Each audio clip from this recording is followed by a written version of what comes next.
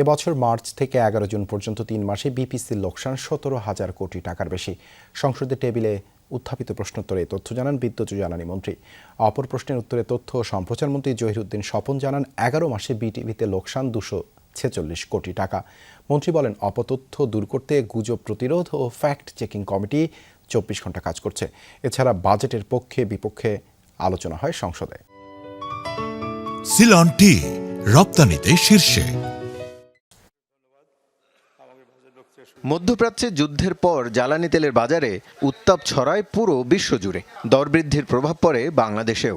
সংসদে টেবিলে উত্থাপিত প্রশ্নের উত্তরে বিদ্যুৎ ও জ্বালানি মন্ত্রী ইকবাল হাসান মাহমুদ বলেন, মার্চ থেকে পরের 3 মাসে বিপিসির লোকসানের পরিমাণ 17,000 কোটি টাকা।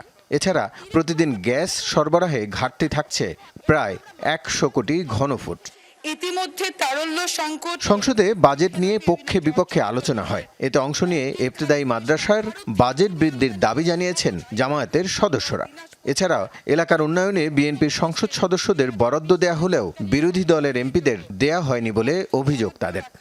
বলা হচ্ছে কিন্তু এই বাজেটে সুনির্দিষ্ট কোনো বরাদ্দ রাখা হয়নি। বছরের পর বছর পরিত্যক্ত বিমানবন্দর লালমনিরহাট এবং ঠাকুরগাঁও এটা চালু করার দৃশ্যমান উদ্যোগ নেই। আমাদের দেশের মাদকাসক্তের সংখ্যা বৃদ্ধি পাচ্ছে।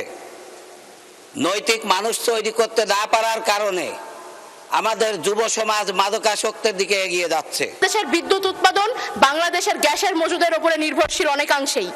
বাংলাদেশে গ্যাসের মজুদ দিনকে দিন কমে আসছে এবং আমরা মার্কিন ইরান যুদ্ধের সময় দেখেছি জ্বালানি খাতে আমদানি নির্ভর হওয়াটা কতটা বিপজ্জনক। বিরোধী দলের আলোচনার সমালোচনা করে বাজেটের পক্ষে কথা বলেন সরকার দলীয় সংসদ সদস্যরা। গুম খুনে জড়িতদের বিচারের দাবিও জানান তারা। মাননীয় প্রধানমন্ত্রী বলেছে যে বিরোধী দল আমরা মদের উপর ট্যাক্স বাড়াইছি, আমরা নিকোটিন এর উপর ট্যাক্স বাড়াইছি, এই জন্য বিরোধী দল স্লোগান দেয়, বাজেটের বিরুদ্ধে স্লোগান দেয়। এটা বলা কি তার অপরাধ? যে অনুমান এসে তিনি সমাজতান্ত্রিক অর্থনীতিকে বাদ দিয়ে তিনি মিক্সড ইকোনমি করেছিলেন।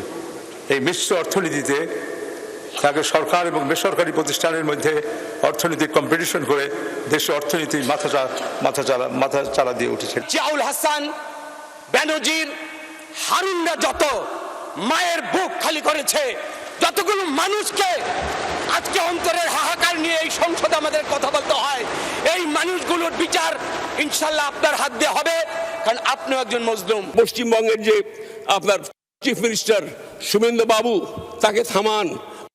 বাংলাদেশ বিরোধী যে সমস্ত বক্তব্য আসছে, মাঝে মধ্যে যে সমস্ত বক্তব্য দিচ্ছেন, এই বক্তব্যে বাংলাদেশ এবং আমাদের দেশের ভারত বাংলাদেশের বন্ধুত্বের অন্তরায় হয়ে গেছে। স্পিকার, টেবিলে উত্থাপিত আরেক প্রশ্নের উত্তরে তথ্য ও সম্প্রচার মন্ত্রী জহিরুদ্দিন স্বপন জানান, গেল 11 মাসে বিটিভির পেছনে ব্যয় হয়েছে 254 কোটি টাকা, আর আয় করেছে 8 কোটি টাকা মাত্র।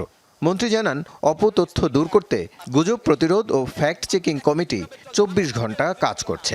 আমরা সবকিছু যদি স্বাভাবিকভাবে নেই তাহলে কিন্তু হবে না।